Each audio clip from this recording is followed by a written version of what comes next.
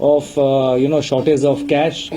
Our teams, our committee of joint secretaries is in constant touch with the state administrations to identify possible areas or pockets or rural areas where there are complaints of inadequate availability of cash, and arrangements are being made to supply cash to those areas. The Reserve Bank has also issued instructions after discussion with the Finance Ministry and the government. The Reserve Bank has issued instructions that at the currency chest level, the district coordinator who works under the aegis of the SLBC, each state has a state level bankers committee. So the district coordinators who are working under the aegis of the SLBC, they are working in tandem they are working in close coordination with the currency chests, and they are planning the distribution of cash, because as a district coordinator he has a certain information which perhaps the currency chest owning bank will not get. And then also there were reports, because each currency chest which is managed by a bank is feeding branches of various banks. So to ensure that there is equitable distribution of cash among branches of various banks, this mechanism also has been put in place and is working. Now there have been reports of illegal accumulation of new currency notes, and there the enforcement agencies have further stepped up their surveillance mechanisms and their enforcement action. It's being reported by various all the media, various sections of the media have been reporting it. The banks have also further tightened their internal surveillance and the vigilance mechanisms. And let me point out that the kind of action which the enforcement agencies are taking are based on specific inputs, based on specific data mining which has been done by the revenue authorities, based on inputs given by the FIU. The FIU India provides data with regard to cash deposits, with regard to suspicious transactions. So based on those data which are coming, these data are being further processed. The data mining is being done, that is being further analyzed, and based on specific inputs, based on specific conclusions which come out of this kind of analysis, the further action is taken by the taken by the tax department. So it is not just it's not aimless fishing expedition or anything of that sort. It's very pointed, focused, and very pointed and focused action. What you call a surgical action, if you can use that word, based on information. Now, so that action is continued. And with regard to digital transactions, already I think a number of inputs have been given out. Earlier today also, I think there was a press conference where the information has been given out by the CEO of Niti Aayog. And in the meantime, we have received the report given by the Committee on Digital Transactions. If you recall, last February, the Cabinet had approved certain measures to be taken for promotion of digital transactions in our economy. Pursuant to that, a task force was set up, and this committee was set up under the chairmanship of the former Finance Secretary, Mr. Ratan Wattal. That report has come, and that report also, we have gone through the reports. Timelines have been drawn up for its implementation. So in other words, I would like to conclude here and stop here by saying that both the government, the Finance Ministry, the government, the various wings of government, the Reserve Bank of India, the enforcement agencies, and of course the banks, everybody is working in tandem to ensure that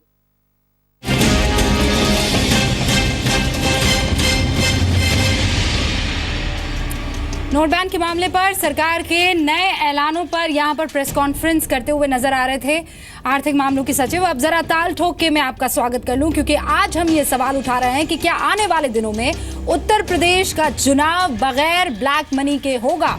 Uttar Pradesh के गोरखपुर में आज BJP की चुनावी मोटरसाइकिलें सामने आई तो हंगामा हो गया। अब सवाल ये उठा कि सैकड़ों मोटरसाइकिल किस पैसे से खरीदी गई है। जवाब देने के लिए बीजेपी सामने आई और बताया कि हाँ, हमने हर विधानसभा क्षेत्र के लिए 4-4 मोटरसाइकिलें खरीदी हैं और ये खरीद पार्टी के पैसे से, पार्टी के खाते से की गई है। हम ये सवाल उठा रहे हैं कि क्या हमारे राजनीतिक दल अपने चुनावी खर्च को जनता के सामने रखने की हिम्मत, काले धन के बिना चुनाव प्रचार करने की हिम्मत दिखा पाएंगे?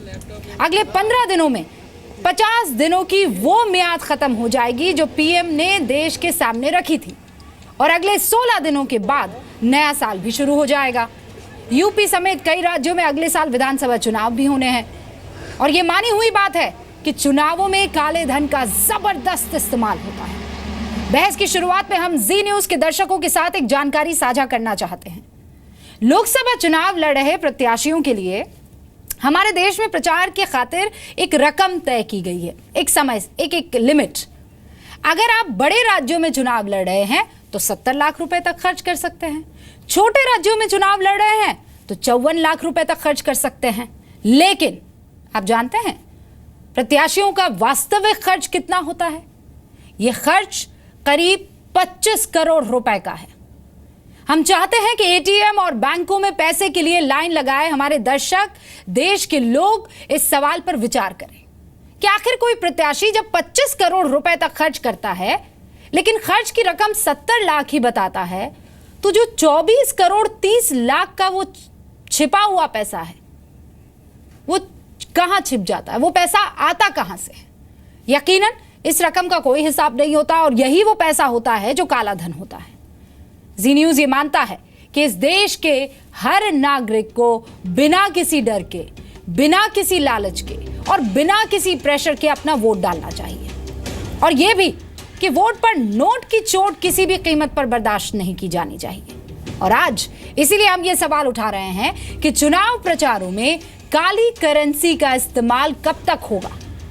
ये बेहद अफसोस की बात है कि काले धन के खिलाफ नोटबंदी का जो फैसला हुआ उस पर बहस करने की बजाय हमारी संसद का वक्त शोर और हंगामे में बर्बाद हो गया। यह हैरानी की बात है कि काले धन के इस्तेमाल के लिए बदनाम सियासत ने एक भी दिन इस मुद्दे पर बहस की जरूरत नहीं समझी कि देश के चुनावों को काले धन से मुक्त कैसे कराया जाए। यही वजह है कि जनता को शक होता है कहीं ये नेता काले धन की दुकान बंद होने के डर से तो नोटबंदी का विरोध नहीं कर रहे। आज इसीलिए हम ताल ठोक के ये सवाल उठा रहे हैं कि क्या काले धन के बिना चुनाव मैदान में जाने से हमारे नेता डरते हैं?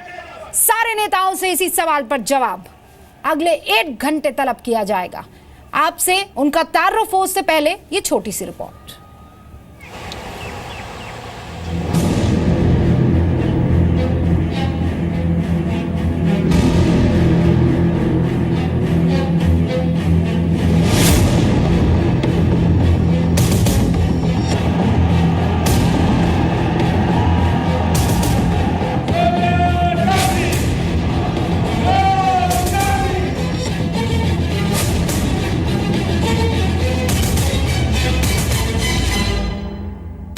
हमारी रणनीति का हिस्सा था, इसलिए पार्टी ने 403 विधानसभाओं के हिसाब से 1600 मोटरसाइकिल टीवीएस कंपनी से खरीदा। उसका भुगतान पार्टी ने चेक में अपने खाते से किया है। 280 बाइक गोरखपुर भेजी गई है। भारतीय जनता पार्टी जो कुछ भी करती है डंके की चोट पर करती है। लेकिन बीजेपी का पिछले 2014 का देखिए कि जिस तरह से उन लोगों ने पैसा खर्च किया, तो कोई किसी चेक से पैसा खर्च तो नहीं किया है उन्होंने। जितना अकाउंट जो उनका जो खर्च हुआ है, जो जितनी बड़ी बड़ी स्क्रीनें लगी हैं और जिस तरह से चुनाव की प्रक्रिया हुई है, ये सिर्फ नारों से नहीं होगा या अखबारबाजी से नहीं होगा। अगर नीयत होगी तो उसके लिए प्रयास करने होंगे। जब ये बात करते हैं कि भ्रष्टाचार पे रोक लगे, तो इलेक्शन में भी एक किस्म का ये भ्रष्टाचार ही था। ये जो पैसा था जिसको हम पैरेलल इकोनॉमी का नाम देते हैं, इस पैसे का रोल अब ना तो आने वाले इन 5 राज्यों में होगा, और आगे जो भी चुनाव होंगे उसमें और तेजी से मैं ये कह सकता हूँ कि इस किस्म के पैसे का इस्तेमाल बंद हो जाएगा। देखिए, ये असंभव है, और राजनीति में कोई चीज़ें जब असंभव कही जाती तो हास्यास्पद स्थिति खड़ी हो जाती। मैं नहीं समझता कि कैशलेस व्यवस्था से कहीं चुनाव लड़ा जा सकता। 10 महीने से काम पे लगा रहा, एक छोटी विश्वस्त टोली बनाई, क्योंकि इतनी नई नोटें छापना, नोटें पहुंचाना बड़ा कठिन, चीजें छिपाना, सीक्रेट रखना, वरना ये लोग ऐसे होते हैं साहब, पता चल जाए तो साहब अपना कर लेंगे।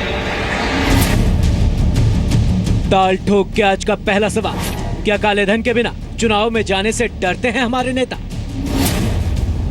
दूसरा सवाल, क्या बगैर ब्लैक मनी के होगा इस बार उत्तर प्रदेश का चुनाव? तीसरा सवाल, चुनाव प्रचार में काली करेंसी कब तक? चौथा सवाल, आम लोगों की तरह भला नेता कब लगाएंगे चुनावी चंदे के लिए लाइन? और ताल ठोक के आज का पांचवा सवाल, क्या हमारे राजनीतिक दल काले धन पर श्वेत पत्र जारी करेंगे? संबित पात्रा साहब प्रवक्ता है बीजेपी की सेंट्रल कमेटी में ओडिशा का प्रतिनिधित्व करते हैं, पेशे से सर्जन हैं। सर स्वागत है। राजीव त्यागी साहब प्रवक्ता है कांग्रेस के, उत्तर प्रदेश कांग्रेस कमेटी के महासचिव रह चुके हैं, आपका भी स्वागत है सर। सुधींद्र भदौरिया साहब बीएसपी के नेता है, टीवी चैनल पर बीएसपी का पक्ष रखते हैं, सर स्वागत है। सैयद असीम वकार साहब जो कि समाजवादी पार्टी के नेता है, 1996 से समाजवादी पार्टी से जुड़े हुए हैं, स्वागत है सर। और अनुराग मित्तल साहब पूर्व नेशनल कोऑर्डिनेटर एडीआर के, सर आपका भी बहुत बहुत स्वागत है। सबसे पहले संबित पात्रा साहब, इसलिए ये सवाल उठने लगा है क्योंकि बाइक तादाद में मिली है। सीधा सवाल उन तमाम ऑपोजिट पार्टीज का है कि आपने वो बाइक खरीदी कहां से, किस पैसे से, वो भी डीमोनेटाइजेशन के बाद?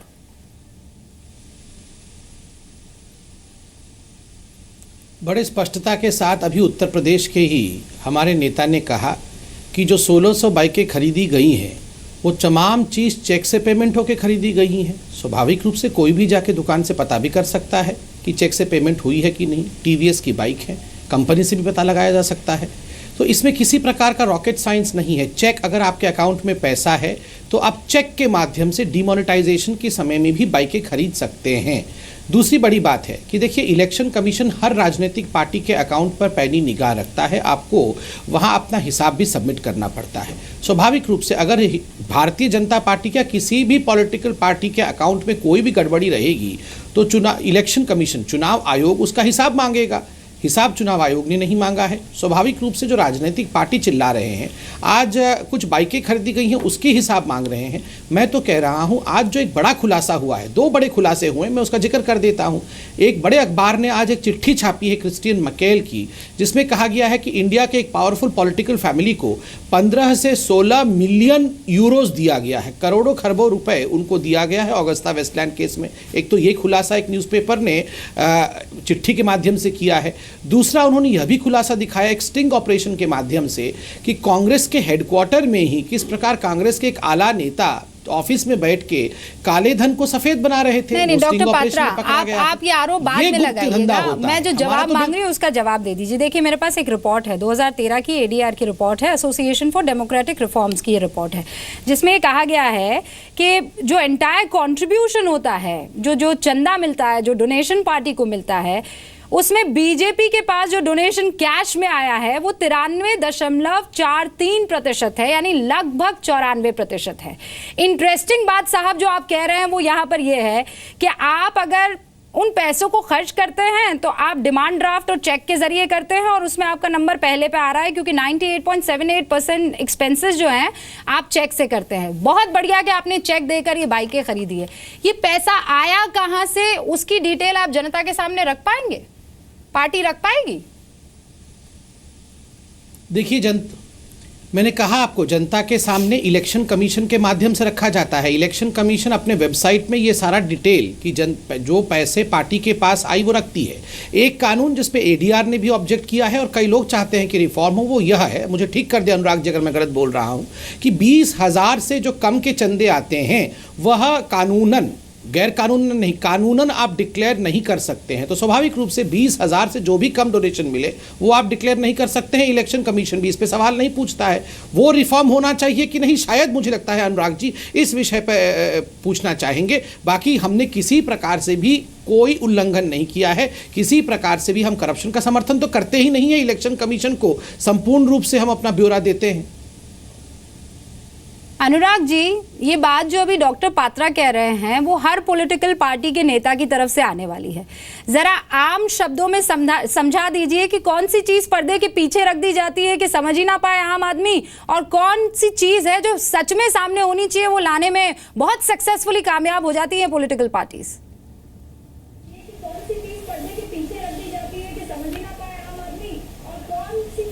देखिए रूबिका जी, जो आपने इशू उठाया है, बेसिकली ये हर चुनाव में, चाहे वो स्टेट इलेक्शन हो या वो नेशनल इलेक्शंस हो, हर दफे निकल कर आता है, लेकिन कोई कंक्रीट स्टेप्स इस पे नहीं लिए जाते। हर एक पार्टी में मैं ये भी कहना चाहूंगा, कुछ अच्छे कैंडिडेट्स भी होते हैं जो बहुत ही ऑनेस्ट वे में इलेक्शन लड़ना चाहते हैं लेकिन लड़ नहीं पाते, क्योंकि पार्टी में बहुत से ऐसे लोग हैं जो उसको ब्लैक मनी या जो इलीगल मीन से जो कलेक्शंस हुई हैं उसको बहुत वाइड स्प्रेड यूज करते हैं। अभी जो स्पेसिफिक पॉइंट हम डिस्कस कर रहे हैं, आपने जो आंकड़े दिए हैं बिल्कुल ठीक बताए हैं। 90% या 70 to 80% चाहे कोई भी मेजर पॉलिटिकल पार्टी हो, उनका कैश कलेक्शंस होता है। ये इलेक्शन कमीशन का डेटा है, किसी कोई पर्सनल एसोसिएशन या किसी ऑर्गेनाइजेशन का डेटा नहीं है, which has been obtain under RTI. और इसकी कोई भी डिटेल ना कोई पॉलिटिकल पार्टी प्रोवाइड करती है। अब एक दूसरी इसके ऊपर इंपॉर्टेंट चीज ले लेते हैं, जो 20,000 से ऊपर का चंदा है उसके लिए जो मैंडेटरी रिक्वायरमेंट है, पॉलिटिकल पार्टीज को एक कंट्रीब्यूशन रिपोर्ट फाइल करनी पड़ती है इलेक्शन कमीशन ऑफ इंडिया के पास। अगेन उसमें कुछ पॉलिटिकल पार्टीज ने उसको फाइल किया है, कुछ ने नहीं किया है। और इसमें दोनों जो मेजर पॉलिटिकल पार्टीज हैं जो खास तौर पे यूपी में इन्वॉल्व हैं, उसमें उनकी कोई भी कंप्लायंस नहीं है। यहां पे जो मैंने हमेशा इशू उठाया है, इलेक्शन कमीशन जो एक वॉच डॉग है, उसका इस पे एक बहुत बड़ा इशू है, क्योंकि कंट्रीब्यूशन रिपोर्ट्स आती नहीं है, ना वो कोई उस पे एक्शन लेते। Model code of conduct violations हर बारी होती हैं, एफआईआर करती हैं, लेकिन वो केसेस पड़े रहते हैं। एक और इंपॉर्टेंट पॉइंट मैं कहना चाहूंगा, जो पॉलिटिकल फंडिंग की बात हो रही है अभी, मोनेटाइजेशन का जो ड्राइव हुआ है बहुत अच्छा स्टेप है, 8 नवंबर के बाद हुआ है, लेकिन जो कॉर्पस है पॉलिटिकल पार्टीज का कैश कलेक्शन का, वो उससे पहले का है, उसका कोई अकाउंटेबिलिटी नहीं है। और एक दिल्ली हाई कोर्ट की जजमेंट है 28 मार्च 2014 की, जिसमें both Congress as well as ये आपकी जो बीजेपी पार्टी है, इसमें माना गया है, दिल्ली हाई कोर्ट ने बोला है कि it is proved that they have received foreign contribution from overseas, जो कि इलीगल है। दोनों पार्टी सुप्रीम कोर्ट में गई हैं, उन्होंने अपील फाइल की है, लेकिन अगेन जुडिशरी का भी इसमें बहुत बड़ा रोल है, क्योंकि कोई स्टर्न एक्शन नहीं लिया जाता। सुप्रीम कोर्ट ने कोई स्टे ऑर्डर नहीं दिया है। 2014 में इलेक्शन खत्म हो चुके हैं, अब 2016 चल रहा है, अभी तक वो मैटर पेंडिंग चल रहा है। और उसमें जो कांग्रेस पार्टी और बीजेपी के बड़े बड़े लीगल ल्यूमिनरीज हैं, वो उसको डिफेंड कर रहे हैं केस में, खास तौर पे जैसे कपिल सिब्बल साहब हैं, वो इसको डिफेंड कर रहे हैं। तो मेरा सिर्फ कहना यह है, वॉचडॉग जो इलेक्शन कमीशन है, वो अगर कुछ कड़े एक्शन ले, जो बीजेपी के भी प्राइम मिनिस्टर मोदी साहब भी कहते हैं, कड़े एक्शन अगर लिए जाए ताकि एक डेटरेंट हो, नेक्स्ट टाइम आप उसको इंडल्ज ना करें। लेकिन पिछले इलेक्शंस की मॉडल कोड ऑफ कंडक्ट, जो आपने अपना एक्सपेंडिचर रिपोर्ट नहीं फाइल किया, उसका कोई एक्शन नहीं लिया जाता, इसलिए वो रैंपेंट चलता रहता है। अनुराग जी, आज मैं चाहूंगी 1-on-1, आपके पास तो बहुत सारे फिगर्स एकदम पास पे मौजूद होंगे। देश की जनता आज इस प्रोग्राम को देख रही है, सारी पार्टीज के, ऑलमोस्ट सारी पार्टीज के रिप्रेजेंटेटिव यहां पर हैं। क्यों ना वो सारे सवाल एकदम ब्लैक एंड व्हाइट की तरह सामने रख दिए जाए। आपको पूरी छूट है कि अगर यहां पर बैठा कोई पार्टी का रिप्रेजेंटेटिव किसी बात को छुपाने की कोशिश करे तो आप क्रॉस क्वेश्चन कीजिएगा, सर, ये पूरा राइट है आपको आज की तारीख में। अब मैं जरा राजीव जी के पास जाती हूँ। राजीव जी, नोटबंदी को लेकर आप संसद चलने नहीं देते हैं, गजब का हंगामा होता है, तबाही और बर्बादी मच जाती है, लेकिन जब फॉरेन कंट्रीब्यूशन रेगुलेशन एक्ट 2010 जो उसमें अमेंडमेंट्स होने होते हैं, फौरन आप शामिल हो जाते हैं, क्यों? देखिए रूबिका जी, उसमें तो भारतीय जनता पार्टी, कांग्रेस पार्टी सभी ने किया है पार्लियामेंट में, लेकिन एक बात मैं कहना चाहूँगा, इस विषय पर निश्चित रूप से साफ गोई से, सच्चाई से डिबेट होनी चाहिए। जब तक पॉलिटिकल फंडिंग स्टेट से नहीं होगी देश में, तब तक पॉलिटिकल करप्शन रुकेगा नहीं।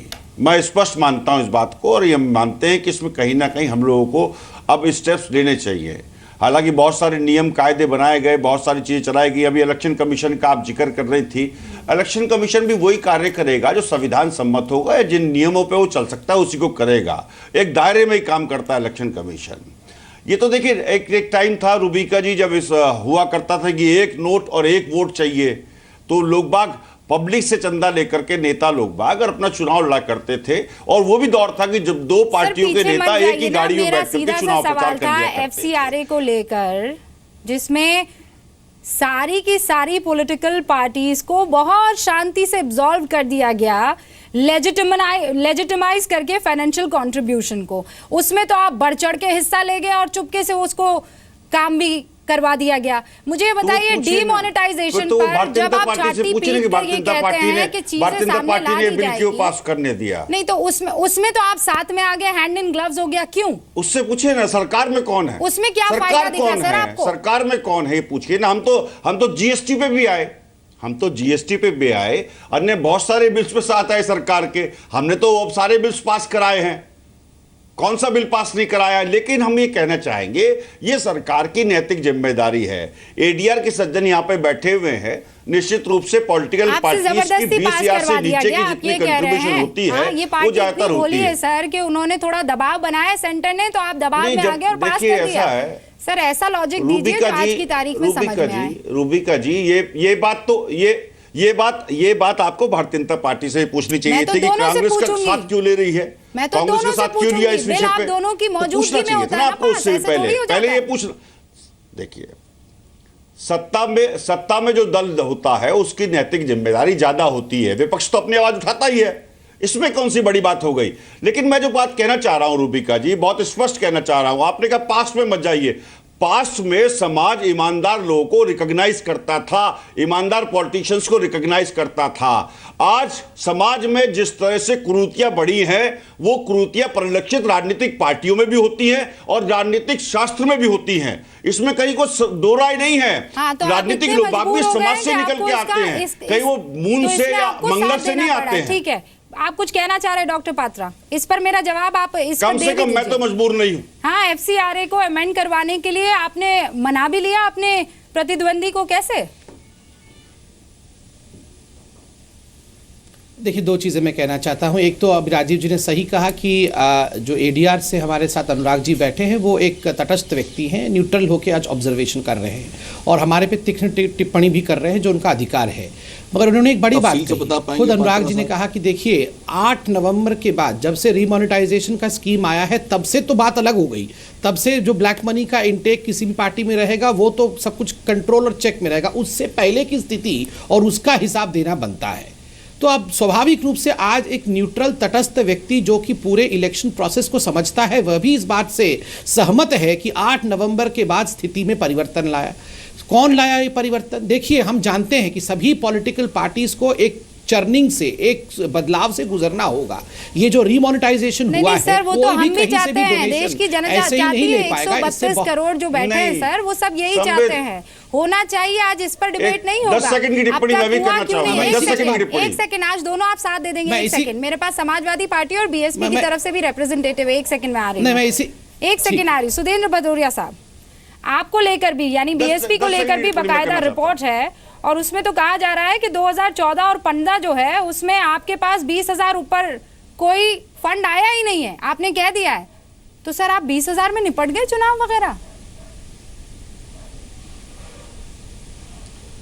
देखिए ऐसा है, मैं आपको दो चीज़ों को स्पष्ट कर दूं। एक तो ये जो कंट्रीब्यूशंस मिलते हैं पॉलिटिकल पार्टीज़ को, इसके नियम कायदे हमने नहीं बनाए, इसके नियम कायदे चुनाव आयोग ने बनाए हैं, हमारे यहाँ जो व्यवस्था है उसने बनाए हैं। इस व्यवस्था के चलते ये अपने आप उनका बनाया हुआ नियम है।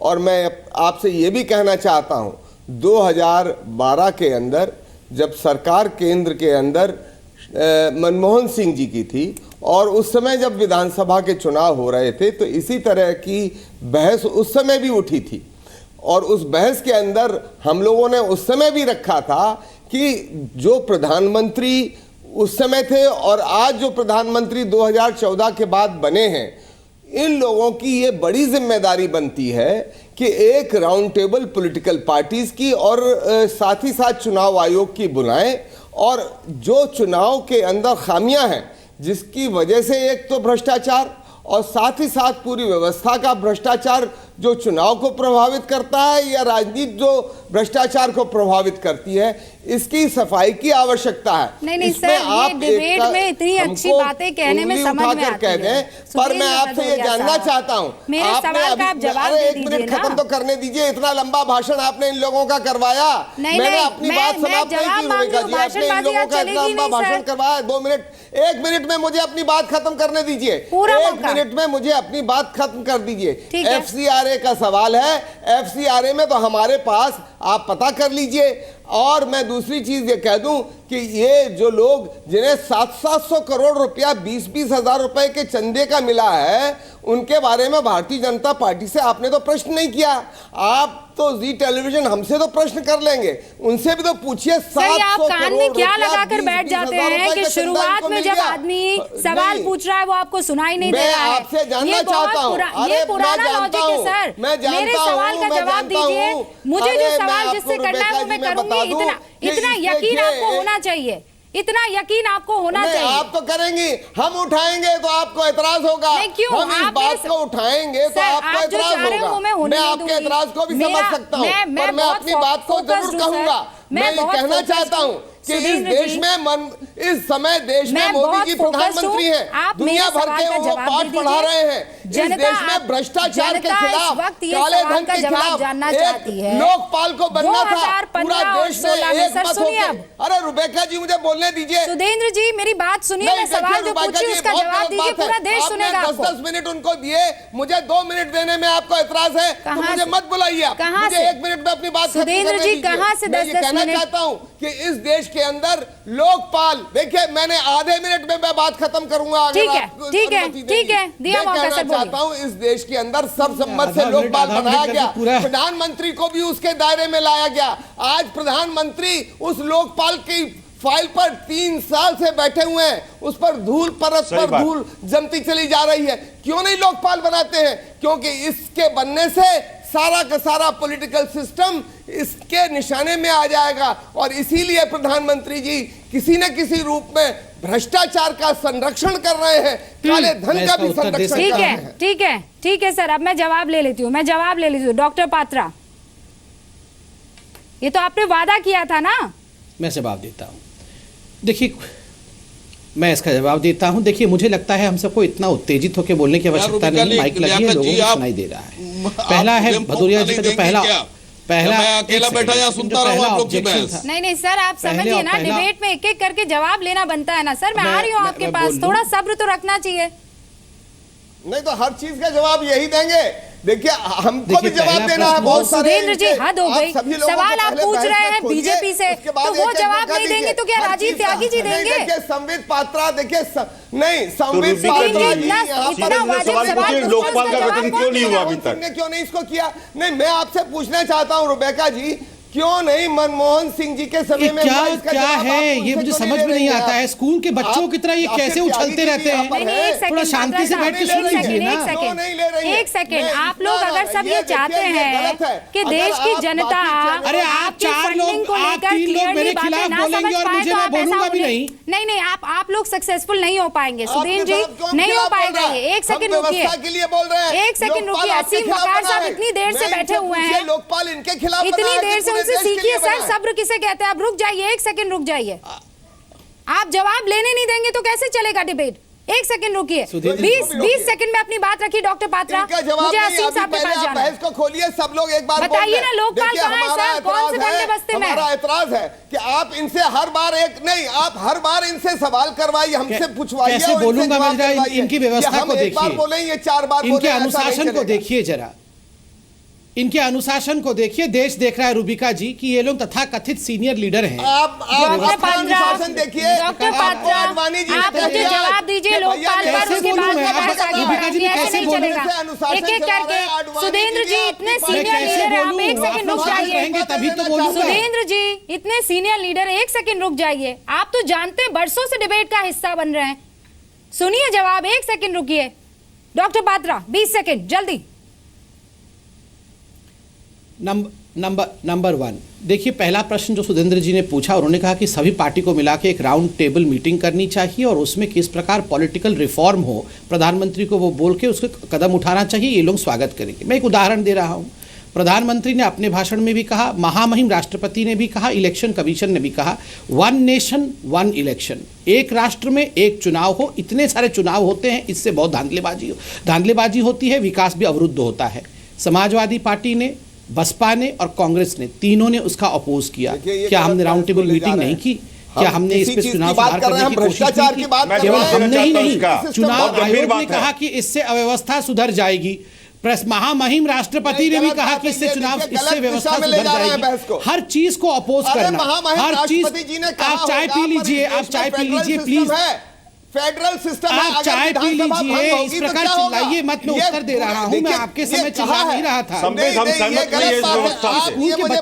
हम सहमत नहीं है, तर्क है हमारे पास, हम तर्क देना चाहेंगे इस विषय पर। ये आप बताइए जरा, ये देखिए, इस प्रकार मत चिल्ला चोट करिए सुरेंद्र जी। ये आप इस प्रकार चिल्लाना बंद कर दीजिए, ध्यान से सुनिए जो मैं बात कर रहा हूँ।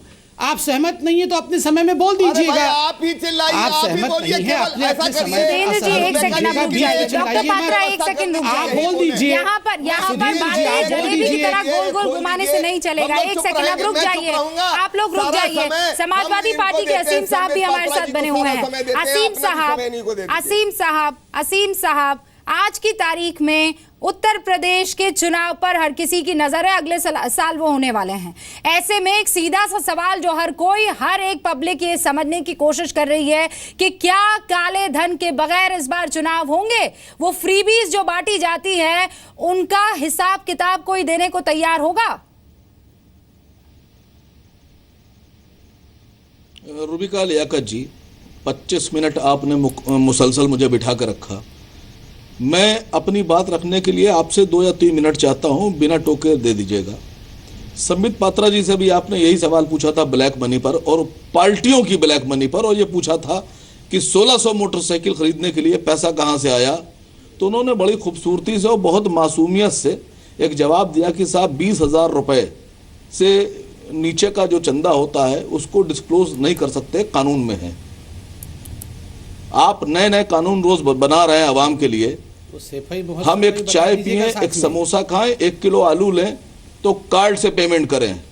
सब्र कीजिए, हम एक समोसा खाएं, चाय पिए, 1 किलो आलू लें, कार्ड से पेमेंट करें। खाली आपने आवाम के लिए कह दिया कि 5,000 रुपए से ऊपर का कोई भी ट्रांजैक्शन बिना चेक के नहीं किया जा सकता।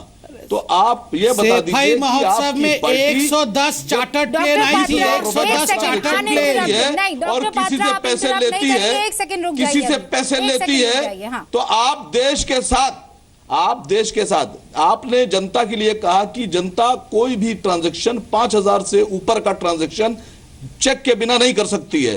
तो 20,000 रुपए का ट्रांजैक्शन अगर आपके साथ हो रहा है और कोई आपको 20,000 रुपए का चंदा दे रहा है तो आप उसको ब्लैक मनी के रूप में क्यों स्वीकार कर रहे हैं?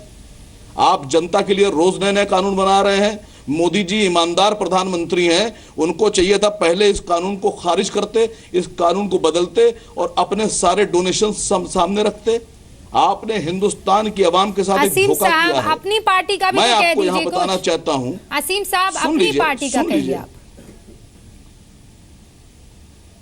मैंने आपसे कहा कि आप मुझे बिना टोके टोके बोलने दीजिएगा तो सब कुछ उसके अंदर आ जाएगा। मैं आपसे ये पूछ रहा हूं कि आपके प्रधानमंत्री जी ने कितनी खूबसूरती से हिंदुस्तान के हर आदमी के साथ एक बहुत बड़ा धोखा किया है। आज आप पेटीएम कीजिए, एटीएम कीजिए, जाइए 200 रुपए का एक मेरे दोस्त ने पेट्रोल डलवाया और उस 200 रुपए का एटीएम से पेट्रोल डलवाने पर 10 रुपया यानी 3.25 लीटर पेट्रोल डलवाने के लिए 10 रुपए उसके एटीएम में एक्स्ट्रा चार्ज लग गए। 3 रुपए का पेट्रोल आपने वैसे ही महंगा कर दिया। असीम साहब, टॉपिक पता है ना आपको? बिना किसी को मालूम हुए टॉपिक पता है ना, आप कहां जा रहे हैं? फिर आप कह रहे हैं कि मैं सब पता है। मैं आज आवाम की बात कर रहा हूँ। आपने आवाम के साथ धोखा किया है। आपको ये जवाब देना पड़ेगा आवाम को। डोनेशन अपने आपको आवाम को जवाब देना पड़ेगा। आपको उत्तर प्रदेश की और हिंदुस्तान की आवाम को यह बताना पड़ेगा कि आपने पेटीएम से कौन सा मुआहदा किया है और बाकी बैंक से आपने कौन सा मुआहदा किया है। सर आप मुझे बताइए, आपको ये बताना पड़ेगा कि पेटीएम से और एटीएम वालों से आपके कौन से मुआहदे हैं कि हम अगर दाल खरीदते हैं, हम आलू खरीदते हैं तो हमारा पैसा दाल वाले को भी जाता है और अब पेटीएम वाले को भी हम पेमेंट करेंगे। सर आपकी पार्टी हमारे जेब से आप पेटीएम को भी पेमेंट दिलवा रहे हैं, हमारी जेब से आप एटीएम को भी पेमेंट दिलवा रहे हैं। आप किस बोलने से कुछ नहीं होगा, आज आपको सवालों के जवाब देने होंगे, इससे भाग नहीं सकते हैं आप। किसी और पार्टी को कटघरे में खड़े करके अपने पार्टी को एकदम क्लीन नहीं बता सकते आप। उसका जवाब दीजिए जो मैं आपसे पूछ रही हूँ। जी कृपया समय दीजिए। भाग तो आप रही हैं और भाग तो आप रही हैं और बखूबी आप भारतीय जनता पार्टी के सामने ढाल बन के खड़ी हो गई है जी न्यूज की तरफ से। आप बीजेपी को बचा रही हैं, आप बचा नहीं पाइएगा। जनता बहुत समझदार है, जनता को सब पता है। यही करने लगते हैं सर। मैं आपसे जो सवाल पूछ रही हूँ उसका जवाब दीजिए, जनता वो जानना चाहती है। आपकी पार्टी को मिल रहा है फंड के बारे में क्लियरली आप अपने पेपर सामने रख सकते हैं। कहां से मिलता है पैसा, कौन देता है पैसा, बता सकते हैं? सब रखेंगे या व्यवस्था की आड़ में छिपेंगे आप? कोई आदमी ऐसा नहीं है जो रखेंगे। मैं कह रहा हूं कोई आदमी ऐसा नहीं है, कोई पार्टी ऐसी नहीं है जो अपने पेपर सामने रखने को तैयार ना हो, बशर्ते देश के जो बादशाह हैं मित्तल साहब बताएंगे असलियत। एक सेकंड रुक जाइए मित्तल साहब। ये कानून बनाए मित्तल साहब, ये सारे पार्टी के रिप्रेजेंटेटिव्स आज की तारीख में एक ही बात बोल रहे हैं कि व्यवस्था ऐसी है साहब, हम क्या करें? बता दीजिए जो व्यवस्था निकाय हम तो उसी के ऊपर चल रहे हैं। मित्तल जी सिर्फ इतना बता दीजिए कि आज हिंदुस्तान की हर आवाम को अपनी जेब से पेटीएम को और एटीएम को पैसा देने की कौन सी ऐसी जरूरत पड़ गई है? हम इस पर लगातार बहस कर रहे हैं। मैं थोड़ा इसमें जो आपने थोड़ा इनपुट देना चाहूंगा इसमें। प्लीज रुक जाइए, आप डिसाइड ना करें टॉपिक। मैं थोड़ा इसमें एक इनपुट देना चाहूंगा, बात करें। एक सेकंड आप रुकिए अनुराग जी। रूबिका, एक मैं जो आपको शुरू में बोला था, एक इसका हम बहुत इन चीजों पे डिबेट कर सकते हैं, कंस्ट्रक्टिव थोड़े जो सॉल्यूशंस मैं जो बोलना चाह रहा हूं, जो पहले भी बोला और हर एक पार्टी अगर उसमें मदद कर सकती है। एक तो state funding of election is very much necessary in the Indian context. आज एक आम आदमी लड़ना चाहे इलेक्शन नहीं लड़ सकता। दूसरी बात, प्रधानमंत्री ने खुद बोला है कि हर एक पॉलिटिकल पार्टी अपने टेन्योर में कुछ ना कुछ अच्छा काम करती है। कांग्रेस ने भी अपने टाइम में आरटीआई एक्ट लाए, इसी तरीके से प्रधानमंत्री ने डिमोनेटाइजेशन, इंप्लीमेंटेशन में डेफिनेटली इश्यूज हैं। अब ये जो बात हो रही है कि जो आगे इलेक्शंस होंगे उसमें अभी भी हम ये नहीं कह सकते कि बिल्कुल ये जो फ्रीबीज हैं खत्म हो जाएंगे, क्योंकि ये जो लैपटॉप वगैरह दिए जाते हैं ये स्टेट एक्सचेकर से दिए जाते हैं। जो हम और आप इनकम टैक्स देते हैं सरकार उनमें से फ्रीबीज देती है। हाँ, जो कैश पे आउट है उस पर डेफिनेटली नजर रहेगी, लेकिन फ्रीबीज बिल्कुल बंद हो जाए ये नहीं हो सकता। स्टेट फंडिंग ऑफ इलेक्शन एक ये है। दूसरा एक इंपॉर्टेंट पॉइंट मैं बोलना चाहूंगा जो बहुत ज्यादा इंपॉर्टेंट है, जैसे डिमोनेटाइजेशन पे बात हो रही है। हर एक पॉलिटिकल पार्टी, जैसे मैं अभी यूपी की बात करता हूं, वो कहते हैं जब हम पावर में आएंगे तो हम मायावती के खिलाफ मायावती को जेल में डालेंगे। जब मायावती अपनी इलेक्शन कैंपेन करती है तो वो कहेंगे हम मुलायम सिंह साहब को जेल में डालेंगे, और आने के बाद वो बुआ बन जाती हैं, वो बहन बन जाती हैं और राखी बांध देती हैं। अगस्ता वेस्ट, ऐसे कितने सारे केसेस हैं, चाहे बोफोर्स हो, जेपीसी भी बनती हैं, लेकिन लॉजिकल कंक्लूजन तक कोई नहीं पहुंच पाता। तो मेरा सिर्फ सजेशन ये है, स्टेट फंडिंग ऑफ इलेक्शन, एक मैं रिक्वेस्ट करना चाह रहा हूं, स्टेट फंडिंग ऑफ इलेक्शन हो। आप इस पे बात क्यों नहीं कर रहे? स्टेट फंडिंग ऑफ इलेक्शन हो। मैं सभी पार्टी के लिए बोल रहा हूं। एक मैं इसमें एग्जांपल देना चाहूंगा। महाराष्ट्र की एक पार्टी है शिवसेना। महाराष्ट्र की एक पार्टी है शिवसेना। हर एक पॉलिटिकल पार्टी जब अपनी रजिस्ट्रेशन कराती है, ये कौन सी दुख की रग है जिस पर हाथ बढ़ेगी? आप सबके सब मैं न्यूट्रल ओपिनियन दे रहा हूं। इलेक्शन में उतरने के बाद और अपने भाषणों में क्या क्या कहा था आपको? सर आपको दूसरे लोग नजर आ रहे हैं, आप अपनी पार्टी की बात देना चाह रहा हूं। आज सारी पार्टियों के रिप्रेजेंटेटिव्स इसीलिए बुलाए गए हैं। आप अपनी बात रखिए। आप यहाँ पर किसकी, आप हिमायत में किसकी नहीं, ये फ्रंट ऑर्गेनाइजेशन लग रहा है मुझे। देखिए एक मैं ये तो फ्रंट ऑर्गेनाइजेशन। रूबिका जी के एक आपकी जो रिसर्च टीम है, नहीं, एक जो आपने रिसर्च में अपनी बहुत आज को मैं अप्रिशिएट करना चाहूंगा, आरटीआई और एफसीआरए के अंदर आपने एक बहुत अच्छा पॉइंट शुरू में डिबेट में उठाया था कि इसमें दोनों पॉलिटिकल पार्टी इकट्ठी होकर उसको पास कर देती हैं। आपने घसीट लिया क्या आप सुधीर जी, ADR आपको पता भारतीय है जनता पार्टी जितनी का बौखलाहट अभी आप फेडरल डिबेट पर ऑर्गेनाइजेशन दिखा बन रहे गया हैं तो मैं आप नहीं पूछ रहा वो हूं। क्लियरली बता रहा है कि किस चीज की मुझे चिंता पैसा आपको खाई जा रही है। आप समझ रहे हैं 200 मिलियन लोग इस वक्त आपको देख रहे हैं डिबेट में। जी हाँ, ये पता आप चल रहा समझ है रहे मंशा क्या है हैं इनकी। संयम और सब्र इस चीज में रखनी चाहिए। अगर आप वाकई इतने दूध के धुले हैं तो सवालों का जवाब दीजिए। डॉक्टर पात्रा को भी जवाब देना है, त्यागी जी को भी जवाब देना है, आपको भी और वकार साहब को भी। किस चीज से भाग रहे हैं आप? नहीं, ये गलत तरीका है।